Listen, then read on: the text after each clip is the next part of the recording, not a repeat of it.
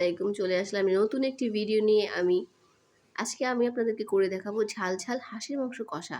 খুব সহজেই কিভাবে অল্প উপকরণ দিয়ে আপনি কিভাবে ঘরে তৈরি করতে পারেন, চলুন ভিডিওটি দেখা যাক।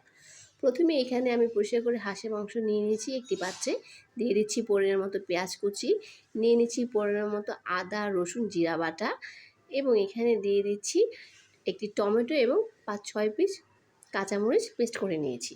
দিয়ে দিচ্ছি পরিমাণ মতো দারচিনি এলাচি তেজপাতা, সামান্য পরিমাণে গোলমরিচ, দিয়ে দিচ্ছি স্বাদ মতো লবণ, নিয়ে নিব পরিমাণ মতো হলুদের গুঁড়ো, মরিচের গুঁড়ো এবং সামান্য পরিমাণ ধনিয়া গুঁড়ো।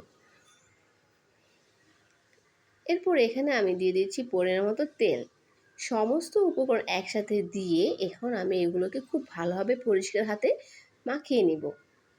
মাখিয়ে এটাকে আমি ম্যারিনেট করে রেখে দিব ২ ঘন্টার জন্য। কারণ ম্যারিনেট করে রেখে দিলে এটার স্বাদটা